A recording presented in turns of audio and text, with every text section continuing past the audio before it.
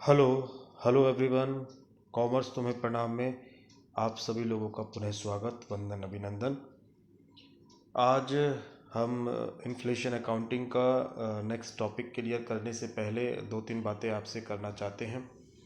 जैसे एक तो प्यारे विद्यार्थियों, हम जो ये आपको बनाकर दे रहे हैं, यह जो प्रयास कर रहे हैं, इसमें हो सकता है कि बहुत सारी कमियां आपको नज़र आएं। हो सकता है कि ऑडियो में, वीडियो में या इसके पिक्चर में बहुत सारी जो है वीकनेस हो, कमियां आपको नज़र आएं। बट हम इसमें कुछ कर नहीं सकते हैं।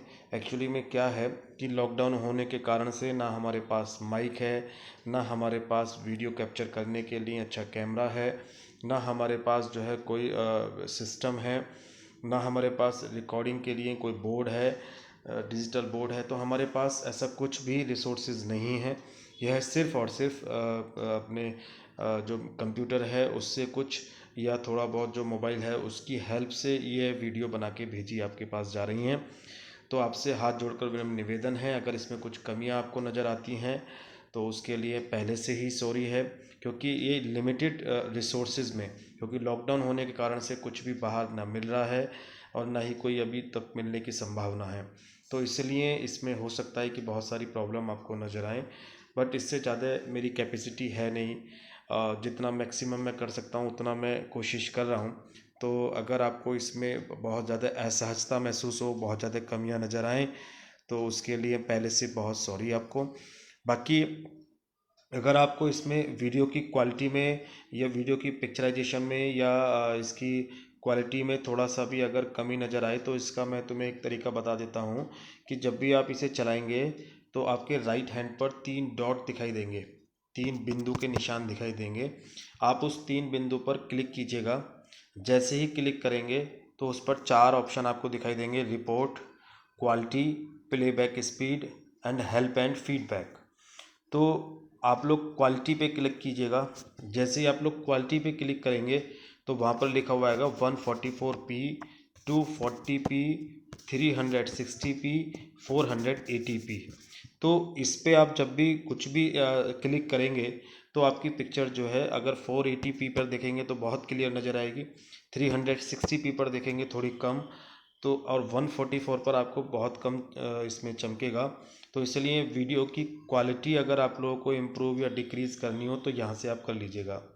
दूसरी बात, मेरी स्पीड, बोलने की स्पीड आपको तेज़ लगती हो या मंदी लगती हो, तो यहीं पे फिर आपका तीसरा ऑप्शन है प्लेबैक स्पीड का। इसी में तो प्लेबैक स्पीड पे जैसे ही आप क्लिक करेंगे तो आपको जो ऑप्शन आएंगे 0.25x, 0.5x, 0.75x normal, 1.25x, 1.5x, 1.75x and 2x। तो ये नॉर्मल पर आपका होगा। अगर आपको लग रहा है कि स्पीड मेरी बहुत तेज़ है तो इसे आप 0.75x पर कर लीजिए, 0.5 कर लीजिएगा। अगर लग रहा है कि स्पीड बहुत मंदी है तो आप इसको जो है 1.25, 1.5 पर कर लीजिएगा। तो ऐसे करके इसका थोड़ा बहुत एडजस्टमेंट आप लोग कर सकते हैं। इसमें अगर वीडियो या ऑडियो में कोई क्वालिटी में अगर आपको कमी नज़र आती है तो खैर, आगे के टॉपिक पे हम लोग आज चलते हैं। तो कल हम लोगों ने इन्फ्लेशन अकाउंटिंग में ये समझा कि व्हाट इज़ इन्फ्लेशन, इन्फ्लेशन होता क्या है, इन्फ्लेशन को अकाउंट में क्यों शामिल किया गया, इन्फ्लेशन कितने तरह का होता है, मॉनेटरी इन्फ्लेशन एंड डिफ्लेशन हम लोगों ने पढ़ा। तो मॉनेटरी इन्फ्लेशन और डिफ्लेशन का इफेक्ट अकाउंट पर कैसे पड़ा और क्यों इसकी ज़रूरत पड़ी, हम लोगों ने कल इसको एनालिसिस किया। ठीक है ना। आज हम लोग इस पर डिस्कशन करेंगे कि देखिए, हम अक्सर ये जानते हैं कि जब भी कभी किसी भी चीज़ में प्रॉब्लम होती है तो समझ लीजिए कि नया इन्वेंशन होने वाला है। कहते हैं आवश्यकता ही आविष्कार की जननी है। तो अब ये समझ लीजिएगा कि जब हिस्टोरिकल कॉस्ट में प्रॉब्लम आने लगी, हिस्टोरिकल कॉस्ट के हिसाब से अकाउंट मेंटेन करने के कारण से हमारे जो अकाउंट्स है वो फेयर पिक्चर क्लियर नहीं करते, तो ही इन्फ्लेशन अकाउंटिंग आ पाई। तो ये जो हिस्टोरिकल कॉस्ट में प्रॉब्लम आती थी वो क्या क्या आती थी, तो इसके सामने लिखा हुआ है, आपके सामने देखिएगा कि limitation of historical cost account, यानी कि जो हम लोग अकाउंट्स बनाते हैं जिस मेथड से, उस मेथड से में क्या प्रॉब्लम आती है, and reason for the emergence of inflation account. इसी के कारण से मुद्रास्फीति लेखांकन का जन्म हो पाया। तो ये भी कह सकते हैं, अगर आपसे क्वेश्चन बने कि रीज़न बताइएगा इन्फ्लेशन अकाउंटिंग का, तो यहाँ से नीड फॉर इन्फ्लेशन अकाउंट की आवश्यकता क्यों है, तो इसके कारण से आप लोग जो है यहाँ इन तीनों का आंसर सेम होंगे, तो हम लोग इसको एनालिसिस करते हैं। देखिए, पहला पॉइंट आता है इसके अंदर कि उपक्रम की चालू संपत्तियां मूल्य प्रकट करने में असफल, यानी कह रहा है कि failure in disclosing current worth of the enterprises, यानी क्या कहना चाह रहा है कि जो भी आपके पास एसेट्स होती हैं उन एसेट्स की कभी भी हमको करंट की वैल्यू पता नहीं होती है, क्योंकि आप लोग जानते हैं कि हमारी एसेट्स में जो भी वैल्यू दिखाई जाती है वो कॉस्ट पर दिखाई जाती है, और उस पर मार्केट वैल्यू में नेक्स्ट ईयर में क्या इम्पैक्ट पड़ा है, या उसमें कितना इंक्रीज़ आ गया है, कितना डिक्रीज़ आ गया है, इन बातों को कोई एनालिसिस नहीं किया जाता। जब इन बातों को कोई एनालिसिस नहीं किया जाता तो इसका मतलब ये हुआ कि हमारी एसेट्स को जो दिखाया जाता है वो सब पुराने वैल्यू पर ही दिखाया जाता है, नए वैल्यू पर नहीं दिखाया जाता। तो इसके कारण से जो है हमारी जो इन्फ्लेशन अकाउंटिंग है उसका जन्म हुआ। तो कह रहा है कि failure in disclosing current worth of the enterprises, जो एंटरप्राइजेस मतलब हमारा बिजनेस के अंदर जो भी एसेट्स होती हैं उन एसेट्स को हम बिल्कुल प्रॉपर, यानी जो आज की सिचुएशन है जिस रेट पर हम लोग आज बेचना चाहते हैं उसकी वो रियल पिक्चर क्लियर नहीं करेगा, इसके कारण से इन्फ्लेशन अकाउंटिंग का जन्म होता है। दूसरा कहता है uncomparable in items in financial statement, कह रहा है कि वित्तीय विवरणों में अतुल्य मदे। देखिए, अतुल्य मदे का मतलब हो गया कि जब हम देखिए जितने भी अकाउंट्स हम लोग मेंटेन करते हैं उनका एक ऑब्जेक्ट होता है कि हम लोग उसको कंपेयर कर सकें। आप लोगों ने पढ़ा होगा कि इंट्रा फर्म एनालिसिस और inter firm analysis. Intra firm analysis का मतलब होता है कि जब एक फर्म अपने ही डेटा को पिछले सालों के डेटा से कंपेयर करे तो उसको बोलते हैं इंट्रा फर्म, और इंटर फर्म का मतलब होता है कि जब एक फर्म अपनी ही जैसी दूसरी फर्म के डेटा से कंपेयर करे तो उसको हम लोग बोलते हैं इंटर फर्म। तो अकाउंट्स का ऑब्जेक्ट तो यही होता है कि हम लोग कंपेयर कर पाएँ कि पिछले साल हमको लॉस हुआ था तो इस बार क्या हो रहा है, पिछले साल क्या रेट था, इस साल क्या रेट होता है। तो ऐसी चीज़ों को हम लोग कंपेयर तभी कर सकते हैं जब मॉनेटरी की जो वैल्यू है वो इक्वल रहे। आप जानते ही हैं कि जो प्राइस लेवल हैं वो चेंज आते रहते हैं, और चेंज आने के कारण से मॉनेटरी की जो परचेजिंग पावर है वो घटती और बढ़ती है, जिसके कारण से हम इसकी तुलना अगर करें भी तो तुलना हम लोग नहीं कर सकते। और अगर हम लोग बिना तुलना करे हुए डेटा को हम लोग अगर कंपेयर करेंगे लास्ट ईयर से इस ईयर को, तो हमारे जो भी रिजल्ट्स आएंगे वो सारे के सारे फॉल्स होंगे, गलत होंगे, सारे के सारे जो है भ्रमात्मक होंगे, भ्रम पैदा करने वाले होंगे। फॉर एग्जांपल के तौर पर मैं आपको बता सकता हूं कि जैसे सपोज कीजिए कि किसी भी ऑर्गेनाइजेशन में 2016 में, 2017 में एंड 2018 में जो सेल हुई वो सेल हुई 20,000, 30,000 एंड 40,000। ठीक है, अब देखो इनका हम कंपेयर अब 2020 में कैसे कर लेंगे, क्योंकि यहाँ पे इंडेक्स 100 है, यहाँ पर इंडेक्स जो है वो 150 है, यहाँ पर इंडेक्स जो है 200 है, यानी यहाँ के 100 रुपये यहाँ पे 150 रुपये के बराबर हैं, और यहाँ के 150 रुपये यहाँ 200 रुपये के बराबर हैं। तो इसका मतलब क्या हो गया कि हम लोग ऐसे कंपेयर कैसे कर लेंगे। रियल में देखें तो हमको नज़र आता है कि यहाँ 20,000 की सेल थी, यहाँ 30,000 की सेल थी, यहाँ 40,000 की सेल थी, तो सेल हमारी 20,000 से बढ़ गई है। बट ऐसा पॉसिबल नहीं है, क्योंकि यहाँ पर मॉनेटरी की वैल्यू जो है वो घटी है, जिसके कारण से यहाँ पर ये बढ़ा हुआ दिखा रहा है। और हम लोग अगर कंपेयर करेंगे आज से तो कंपेयर करने पर हमें ये रियलाइज़ होगा कि हमारी सेल बढ़ी है, बट रियल में ऐसा कुछ भी नहीं हुआ है। अतः इसके कारण से भी हमारा इन्फ्लेशन अकाउंटिंग का जन्म होता है। ओके, आफ्टर इट तीसरा पॉइंट आप देखिएगा, कहता है difficult replacement of assets. Difficult replacement of assets का मतलब क्या होता है, देखिएगा हमारे पास जितनी भी एसेट्स होती हैं they are 4 types of assets. First is fixed asset, second is current asset, third is fictitious assets and fourth is wasting assets. तो यहाँ पर मैं आपको एसेट्स के टाइप नहीं बता रहा हूँ, मुझे आपको लेकर जाना है एसेट्स पर। तो डेप्रिसिएशन जो लगता है हमेशा फिक्स्ड एसेट पर लगता है, और फिक्स्ड एसेट्स में भी दो तरह के एसेट्स होते हैं, टेंजिबल और इनटेंजिबल। तो टेंजिबल एसेट्स पर जो वैल्यू में डिक्रीज होती है उसको हम लोग डेप्रिसिएशन बोलते हैं, इनटेंजिबल एसेट्स में जो कमी होती है उसको हम लोग अमोर्टाइजेशन बोलते हैं। तो टेंजिबल एसेट्स का मतलब जिसका फिजिकल एग्जिस्टेंस होता है, जिसको देखा जा सकता है, जिसको छुआ जा सकता है, जिसको महसूस किया जा सकता है, जिसकी शेप हो, उसको हम लोग टेंजिबल एसेट्स बोलते हैं। Land, building, machine, furniture, plant, ये इसके एग्जाम्पल होते हैं। तो अब हम लोग फिक्स्ड एसेट्स पर डेप्रिसिएशन लगाते हैं। तो फिक्स्ड एसेट्स पे हम लोग डेप्रिसिएशन क्यों लगाते हैं? आपने पढ़ा होगा कि डेप्रिसिएशन दो तरीके से लगाया जाता है, या तो फिक्स्ड एसेट्स में से डेप्रिसिएशन घटा के हर साल दिखाएं, या दूसरा इसका हम लोग दिखाने का तरीका होता है कि हम प्रोविज़न फॉर डेप्रिसिएशन के नाम से बैलेंस शीट की लायबिलिटी साइड में एक फंड्स बना लें और उसमें हम लोग डेप्रिसिएशन के पैसे इकट्ठे करते रहें। ये डेप्रिसिएशन लगाने के दोनों तरीके से क्या मतलब होता है? इन दोनों तरीके से डेप्रिसिएशन लगाने का मतलब ये होता है कि हम जब भी कभी 10 साल या 12 साल बाद उस एसेट्स को खरीदेंगे, जब बेकार हो जाएगी नई एसेट्स खरीदेंगे, तो हमें दिक्कत ना हो, हम इस वाले पैसे को जो हमने इकट्ठा किया है डेप्रिसिएशन के तौर पर, वहाँ से पैसा लेके हम आसानी से एसेट्स खरीद सकते हैं।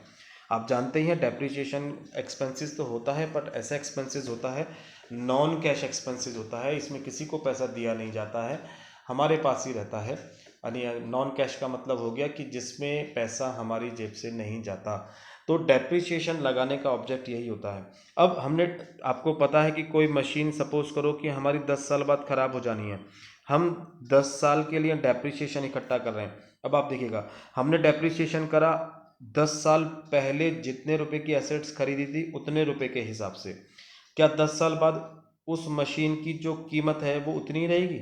नहीं, ज़्यादा हो जाएगी। इसका मतलब कि हम डेप्रिसिएशन लगा रहे हैं 10 साल पहले वाले प्राइस के आधार पर, और हमें एसेट्स खरीदनी है 10 साल बाद, तो उस समय वैल्यू बहुत ज़्यादा बढ़ जाएगी, उस समय एसेट्स की वैल्यू भी बहुत ज़्यादा बढ़ जाएगी, एसेट्स के प्राइस भी बहुत ज़्यादा बढ़ जाएंगे।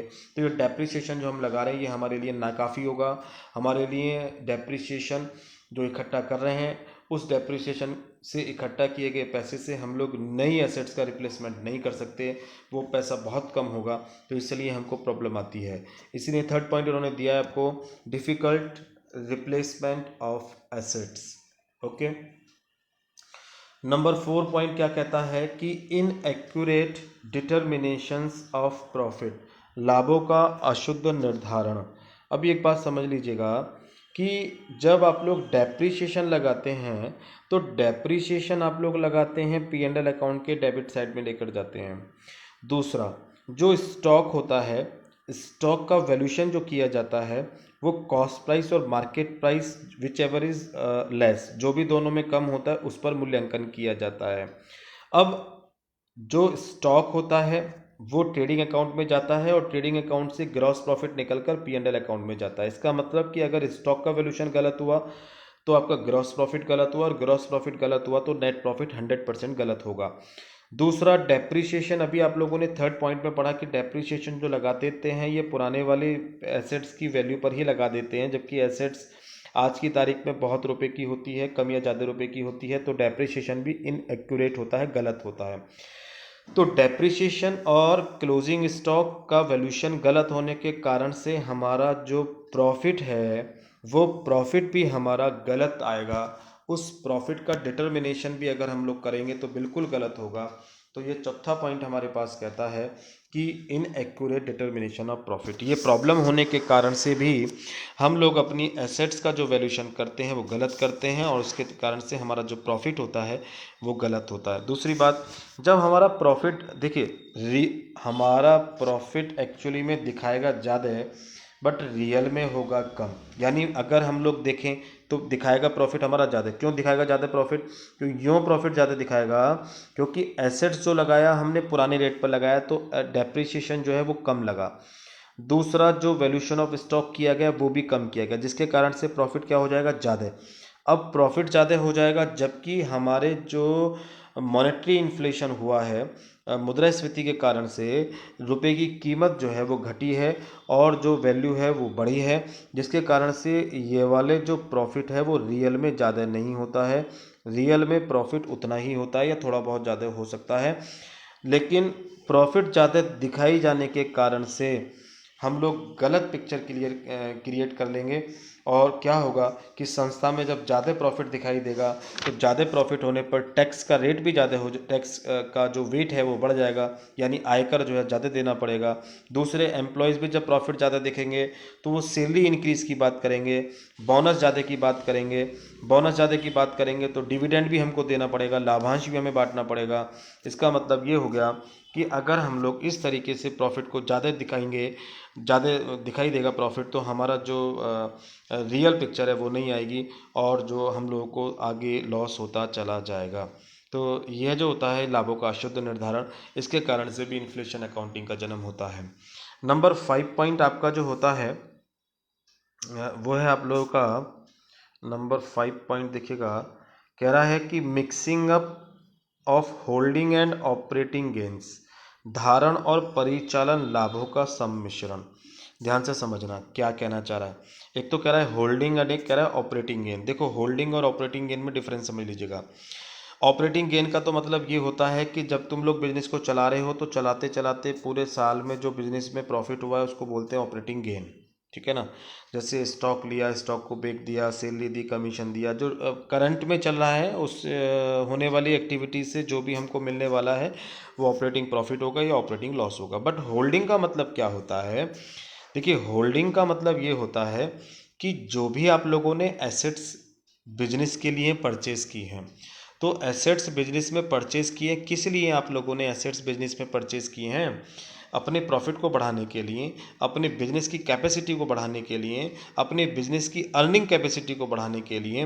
तो इसका मतलब क्या हुआ कि जो भी एसेट्स आपने खरीदी हैं उन एसेट्स से फ़ायदा आपको आज नहीं होने वाला, आने वाले कुछ सालों में होगा। चाहे वो अगले साल में हो, चाहे वो दूसरे साल में हो, चाहे वो तीसरे साल में हो, चाहे वो चौथे साल में हो, ऐसे करके आगे आने वाले सालों में आपको प्रॉफिट होने वाला है। इसका मतलब कि ये जो प्रॉफिट हो रहा है, ये जो आपने एसेट्स खरीदी है, ये जो है क्या होगा, होल्ड पे रख के होगा। होल्ड पे रखने का मतलब कि जब लगातार आप मेंटेन रखेंगे एसेट्स को, तब जाके आप लोगों को जो है प्रॉफिट होने की पॉसिबिलिटीज़ होती है। अब आप लोगों ने एसेट्स आज खरीदी तो आज के हिसाब से आप फ्यूचर का वैल्यू, प्रॉफिट का वैल्यूशन करने की कोशिश करेंगे, बट आपको यह नहीं पता कि आने वाले समय में क्या रेट होने वाला है। तो इसलिए यह जो होल्डिंग प्रॉफिट है इसमें भी अनइक्यूरेट आएगा, जो ऑपरेटिंग प्रॉफिट है यह भी सही पिक्चर क्लियर नहीं करेगा। इसके कारण से भी इन्फ्लेशन अकाउंटिंग में प्रॉब्लम आती ही आती है। बात समझ में आ गई। ये 5 जो है लिमिटेशन है हिस्टोरिकल कॉस्ट के। हिस्टोरिकल कॉस्ट के ये 5 प्रॉब्लम होने के कारण से ही जन्म हुआ किसका? इन्फ्लेशन अकाउंटिंग का। तो इन्फ्लेशन अकाउंटिंग इसलिए भी बनाया जाता है जिसके कारण से ये चीज़ें होती हैं। सेकेंड पॉइंट हम लोग आज डिस्कस करेंगे आप लोगों से कि इफ़ेक्ट क्या होता है। देखिए effect of price level change on financial statement. Effect of price level change on financial statement. देखो फाइनेंशियल स्टेटमेंट का मतलब समझ लीजिएगा वित्तीय विवरण क्या होता है। वित्तीय विवरण में हमारी ट्रेडिंग अकाउंट जाता है, ट्रायल बैलेंस जाता है, trading account and P&L account जाता है आप लोगों का, और बैलेंस शीट जाता है, ठीक है। तो ये 3 हमारे फाइनेंशियल स्टेटमेंट होते हैं। तो ये कहता है कि फाइनेंशियल स्टेटमेंट पर मॉनेटरी इन्फ्लेशन का क्या फ़र्क पड़ता है। ये जो प्राइस लेवल चेंज होते हैं फाइनेंशियल स्टेटमेंट पर क्या फ़र्क पड़ता है। देखो हमारा मेन ऑब्जेक्ट ही अकाउंट्स को सही तरीके से बनाना है, प्रॉफिट को सही तरीके से मेंटेन करना है, प्रॉफिट की सही जानकारी को सामने लाकर खड़ा करना है। अब एक बात समझ लीजिएगा कि जब हमारा ऑब्जेक्टिव ये है और यहाँ पे जो भी हमारा प्रॉफिट लॉस निकलता है वो कहाँ से निकलता है? हमारा प्रॉफिट एंड लॉस अकाउंट से निकलता है। इसका मतलब कि हमको जो भी चेंज करना है वो या तो हम P&L अकाउंट में चेंज करेंगे या बैलेंस शीट में चेंज करेंगे। तो बैलेंस शीट और P&L अकाउंट में चेंज करने से हमारा जो प्रॉफिट है वो बिल्कुल एक्यूरेट आ जाएगा, ठीक आ जाएगा, सही आ जाएगा। तो इसलिए इन्फ्लेशन अकाउंटिंग का सबसे ज़्यादा जो इफेक्ट पड़ता है वो इन दोनों चीज़ों पर ही पड़ता है, या ये कह लीजिएगा कि इन दोनों पर इम्पैक्ट डालकर ही हम प्रॉफिट को सही करते हैं। मॉनेटरी इन्फ्लेशन का जो भी इम्पैक्ट होता है वो P&L अकाउंट और बैलेंस शीट पर डालकर ही हम लोग ठीक करते हैं। तो इसी को यहाँ पर बता रहा है कि effect of price level change on financial statement. तो कह रहा है वित्तीय विवरणों पर मुद्रास्फीति का प्रभाव क्या पड़ता है, फाइनेंशियल स्टेटमेंट पर पड़ता है। फाइनेंशियल स्टेटमेंट का मतलब P&L अकाउंट और बैलेंस शीट। तो देखिए P&L अकाउंट पे क्या फ़र्क पड़ता है, इन्होंने बताया P&L अकाउंट कि लाभ हानि खाते की अधिकांश मदों पर कोई प्रभाव नहीं पड़ता है। P&L अकाउंट में कह रहा है कि लाभ हानि खाते की अधिकांश मदों पर कोई प्रभाव नहीं पड़ता क्योंकि वे चालू मूल्य पर ही दिखाए जाते हैं, जैसे purchase, sales, salary, wages, insurance, discount, commission आदि। देखो ये क्या कहना चाह रहा है, ये कहना चाह रहा है कि जो P&L अकाउंट आप लोग बनाते हैं, P&L अकाउंट बनाते हैं आप लोग एक ही साल का, एक ही साल में जो है कई बार सैलरी देते हैं, महीने टू महीना यानी मंथ टू मंथ्स आप सैलरी देते हैं, कमीशन देते हैं, या जो भी आप लोग एक्सपेंसेस करते हैं वो आपके जो होते हैं वो शॉर्ट टर्म पीरियड के लिए होते हैं। और शॉर्ट टर्म पीरियड पर होने के कारण से क्या होता है कि मान लीजिए पिछले महीने कुछ और रेट था, इस महीने कुछ और रेट हो गया, तो वो हाथ के हाथ रिकॉर्ड हो जाएगा, क्योंकि जो बीमा इंश्योरेंस है, कमीशन है, तो वो सब उसी के आधार पर हो जाएगा। जैसे परचेज है, परचेज हमने पिछले महीने की तो उस समय कुछ रेट और था, आज परचेज की कुछ और रेट है, कल को परचेज करें कुछ और रेट है। तो इसका मतलब क्या हुआ कि जो परचेज हम लोग कर रहे हैं वो तो करंट रेट पर ही हम लोग दिखा रहे हैं। जो सेल है, विक्रय है, वो भी ऐसी होता है, आज रेट महंगा हो गया है तो हम आज के रेट के हिसाब से बिकेंगे, कल सस्ता हो गया तो कल और सस्ते बिकेंगे, परसों महंगा हो गया तो परसों। तो इसमें भी इसका मतलब जो रेट आ रहे हैं जा रहे हैं उसके आधार पर ही हम लोग वैल्यूएशन कर रहे हैं। तो इन्होंने बताया कि जो P&L अकाउंट में जाने वाली आइटम है उन पर प्रभाव बहुत कम पड़ता है या पड़ता ही नहीं है। बट आगे भी इन्होंने कहा है but the following items has an affected, लेकिन कुछ आइटम पर इफेक्ट पड़ता है। जैसे इन्होंने बताया है कॉस्ट ऑफ गुड्स सोल्ड, बेचे गए माल की लागत। कॉस्ट ऑफ गुड्स सोल्ड का मतलब क्या समझते हो आप लोग? कॉस्ट ऑफ गुड्स सोल्ड का मतलब क्या समझते हैं? कॉस्ट ऑफ गुड्स सोल्ड का मतलब होता है opening stock plus purchase minus closing stock, यानी जो भी माल बेचा है उसकी लागत का डिटर्मिनेशन करने को हम लोग बोलते हैं कॉस्ट ऑफ गुड्स सोल्ड, यानी opening stock plus purchase minus closing stock. तो ऐसा हमारा क्या निकल कर आ जाता है? ऐसा हमारा निकल कर आ जाता है कॉस्ट ऑफ गुड्स सोल्ड। अभी आपने बताया कि सर जो देखिए जो हमारे पास परचेज है बच्चों, या जो हमारे पास बचा हुआ स्टॉक है वो लास्ट ईयर का स्टॉक है, पिछले साल का ही तो स्टॉक है, जब भी तो हम लोग उसको क्लोजिंग स्टॉक बोलते हैं। और पिछले साल का क्लोजिंग स्टॉक अगले साल क्या बन जाता है? Opening stock. तो इसका मतलब ये वाला जो ओपनिंग स्टॉक आपके पास है ये पिछले साल का हो गया, ये वाला जो क्लोजिंग स्टॉक है ये इस साल का है। पिछले साल स्टॉक की वैल्यू कुछ और रही होगी, इस साल स्टॉक की वैल्यू कुछ और है। पिछले साल जो मॉनेटरी की वैल्यू है कुछ और रही होगी, इस बार मॉनेटरी की वैल्यू कुछ बढ़ी या डिक्रीज हुई होगी। ये जो परचेज है इसमें भी कुछ वैल्यू इंक्रीज या डिक्रीज की गई होगी। तो इसके कारण से ये जो कॉस्ट ऑफ गुड्स सोल्ड निकल कर आ रहा है इसमें इफेक्ट पड़ेगा। इसमें इफेक्ट पड़ने के कारण से ही हम लोग, क्योंकि क्लोजिंग स्टॉक जो होता है वो लास्ट ईयर का होता है, ओपनिंग स्टॉक भी लास्ट ईयर के इम्पैक्ट डालता है, जिसके कारण से कॉस्ट ऑफ गुड्स सोल्ड में भी इम्पैक्ट आ जाता है। कभी हम लोग लीफो मेथड का यूज़ करते हैं, कभी फीफो मेथड का यूज़ करते हैं। तो ऐसा भी इसके कारण से भी जो हम लोग ये मान के चलते हैं कि जो हमारे प्राइस हैं वो लास्ट ईयर कुछ और थे, इस साल कुछ और होने के कारण से स्टॉक में कमी या इंक्रीज या डिक्रीज आ गया होगा। तो इसलिए ये P&L अकाउंट में जाती हैं स्टॉक हमारी, और इनका P&L अकाउंट में जाने से इम्पैक्ट पड़ता है। बाकी और चीज़ों पर इम्पैक्ट नहीं पड़ता। इन्होंने बताया ना सैलरी पर, ना कमीशन पर, ना जो है आप लोगों का वेजेस पर, ना डिस्काउंट पर किसका फ़र्क पड़ता है। एक तो उन्होंने बताया कॉस्ट ऑफ गुड्स सोल्ड का, दूसरा बता रहे हैं depreciation on fixed assets. Depreciation का तो 100% पड़ेगा ही पड़ेगा फ़र्क। डेप्रिसिएशन कहाँ जाता है? प्रॉफिट एंड लॉस अकाउंट के डेबिट साइड में जाता है। और जो डेप्रिसिएशन है वो किस पर लगाया जाता है? फिक्स्ड एसेट्स पर लगाया जाता है। फिक्स्ड एसेट्स जो होती हैं वो पुराने प्राइस पर दिखाई गई होती हैं, ओल्ड वैल्यू पर दिखाई गई होती हैं। अब ओल्ड वैल्यू पर दिखाई जाने के कारण से जो डेप्रिसिएशन है वो कम दिखाया जाता है, जबकि मार्केट में एसेट्स की वैल्यू ज़्यादा होती है, तो इम्पैक्ट पड़ता है डेप्रिसिएशन पर। तीसरा कह रहा है कि शो मोर प्रॉफिट। ठीक है, शो मोर प्रॉफिट का मतलब हो गया कि ज़्यादा लाभ दिखाया जाना। अब देखो ज़्यादा लाभ दिखाए जाने का मतलब क्या हो गया, इसको समझ लीजिएगा। कह रहा है कि जो भी देखो P&L अकाउंट में सबसे ज़्यादा जो एक्सपेंसेस होते हैं उनमें से बहुत ज़्यादा रोल जो डिपेंड करता है वो डेप्रिसिएशन का करता है। यानी कि डेप्रिसिएशन एक महत्वपूर्ण आइटम होता है, इम्पोर्टेंट आइटम होता है जो P&L अकाउंट में जाता है। जब P&L अकाउंट में डेप्रिसिएशन की रेट को कम या ज़्यादा करते हैं यानी डेप्रिसिएशन घटता या बढ़ता है, तो डेप्रिसिएशन के घटने या बढ़ने से हमारे P&L अकाउंट पर फर्क पड़ेगा नहीं पड़ेगा? 100% पड़ेगा। जब आप लोग बता रहे हैं कि हम historical cost per account maintain करते हैं, हिस्टोरिकल कॉस्ट का मतलब हो गया जितने रुपए की एसेट्स खरीदी उतने रुपए की ही दिखाते हैं, चाहे वो कभी भी खरीदी गई हो, तो उस पर लगाया गया डेप्रिसिएशन भी क्या होगा? कम होगा। जबकि मार्केट में उस एसेट्स की वैल्यू क्या होती है? ज़्यादा होती है। ऐसा करके तो हम डेप्रिसिएशन कम लगा रहे हैं, जबकि रियल में ज़्यादा दिखाना चाहिए, तो हमारा जो प्रॉफिट है वो क्या आ जाता है? वो प्रॉफिट हमारा ज़्यादा दिखने लगता है। Show more profit. डेप्रिसिएशन लगाना ज़्यादा था लेकिन लगा हम कम रहे, तो हमारा प्रॉफिट क्या दिखने लगेगा? ज़्यादा दिखने लगता है।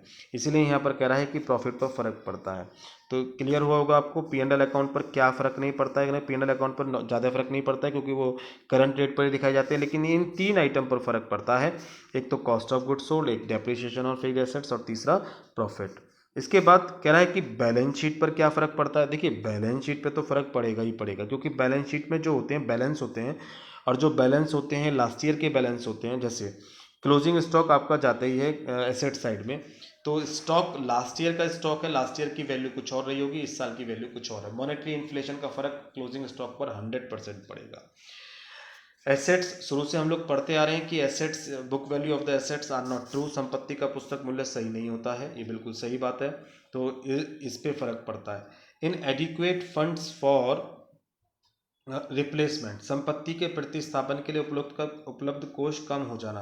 देखिए, अभी हमने बताया था कि डेप्रिसिएशन का जो ऑब्जेक्ट होता है वो क्या होता है कि हम उस डेप्रिसिएशन किसी को देना तो होता नहीं है। डेप्रिसिएशन को हम 2 तरीके से दिखा सकते हैं, या तो एसेट्स में से हम लोग उस डेप्रिसिएशन को माइनस करके दिखाते हैं। दूसरा तरीका होता है कि हम प्रोविज़न फॉर डेप्रिसिएशन के नाम से फंड बना के और हम लोग उसे लायबिलिटी साइड में दिखाते रहें। तो दोनों ही एक ही तरीके की बात होती है। तो ये जो पैसा हमने इकट्ठा किया है, ये जो हमने डेप्रिसिएशन के नाम पे पैसा इकट्ठा किया है उस पर्टिकुलर एसेट्स पे, तो उस एसेट्स को खरीदने के लिए जो डेप्रिसिएशन का पैसा इकट्ठा होता है वो नाम मात्र का होता है, क्योंकि हम 10 साल पहले, 12 साल पहले, 15 साल पहले पुरानी एसेट्स के हिसाब से डेप्रिसिएशन लगा के उसकी वैल्यू को इकट्ठा कर रहे हैं। हम रिप्लेसमेंट करने के लिए फंड्स इकट्ठा कर रहे हैं। बट 15 साल बाद पहली बात तो उस एसेट्स की वैल्यू बहुत ज़्यादा होगी, कीमत बहुत ज़्यादा होगी। दूसरी, हम लोग जो डेप्रिसिएशन लगा रहे हैं वो 10-15 साल पुरानी वाली एसेट्स पर लगा रहे हैं, इसलिए जो पैसा इकट्ठा होगा वो नई वाली एसेट्स के लिए नाकाफ़ी होगा। वो नई वाली एसेट्स उस पैसों से नहीं खरीदी जा सकती। इसी को कह रहा है कि संपत्ति के प्रतिस्थापन के लिए उपलब्ध कोष का कम हो जाना होता है। नेक्स्ट कहता है the quantity of capital is reduce, पूंजी की मात्रा में कमी या पूंजी का कटाव। बहुत ही बढ़िया पॉइंट है समझने के लिए, आप लोगों को समझिएगा क्या कहना चाह रहा है। पूंजी का कटाव, ठीक है ना। The quantity of capital is reduce. चलो एक बात समझिएगा कि हमने आपको बताया कि जो आप लोगों का प्रॉफिट आता है, वो प्रॉफिट जो आता है वो प्रॉफिट आपका कैसा दिखाता है? प्रॉफिट आपको ज़्यादा दिखाता है, मोर प्रॉफिट दिखाता है। जबकि रियल में जो प्रॉफिट होता है वो आपका प्रॉफिट क्या होता है? कम होता है। क्योंकि ये जो ज़्यादा प्रॉफिट दिखा रहा है, ये ज़्यादा प्रॉफिट किस कारण से दिखा रहा है आप लोगों को? ये मॉनेटरी इन्फ्लेशन के कारण से दिखा रहा है, ठीक है ना। रियल में आपकी सेल नहीं बढ़ी है, रियल में आपके प्राइस नहीं बढ़े हैं, रियल में तो रुपए की जो वैल्यू है वो बढ़ी है, ठीक है ना। मॉनेटरी इन्फ्लेशन होने के कारण से क्या हुआ है कि जो रियल में प्रॉफिट है वो कम हुआ, लेकिन दिखा के क्या रहा है? ज़्यादा दिखा रहा है। जब ज़्यादा प्रॉफिट दिखा रहा है तो मैंने आपको बताया था कि ज़्यादा प्रॉफिट दिखाने के कारण से क्या होगा कि जो टैक्स है वो ज़्यादा जाएगा। दूसरा, लोग जो काम करने वाले वर्कर्स हैं वो हमसे ज़्यादा सैलरी की मांग करेंगे, ज़्यादा वेजेस की मांग करेंगे। शेयर होल्डर हमसे कहेंगे कि हमको डिविडेंड दीजिएगा, तो डिविडेंड और बोनस की ज़्यादा मांग की जाएगी। अब एक बात बताओ, ये लोग सारी चीज़ें मांग रहे हैं, रियल में हमारे पास प्रॉफिट कम है, तो हम देंगे सब चीज़, इनको देना पड़ेगा, हमें मजबूरी है हमारी। तो हम लोग कहाँ से देंगे? तो प्रॉफिट हमारा रियल में कम है, ठीक है ना। दिखा जाता रहा है, मतलब लग ऐसा रहा है, आभास ऐसा हो रहा है कि प्रॉफिट ज़्यादा हो रहा है, बट वो प्रॉफिट ज़्यादा नहीं है, वो वैल्यू ज़्यादा होने के कारण से, मुद्रा की कीमत घटने के कारण से वो ज़्यादा दिख रहा है, तो हम लोग कहाँ से देंगे? तो हमारी कैपिटल में से कम होता चला जाता है, हमारी कैपिटल में से देनी पड़ेगी।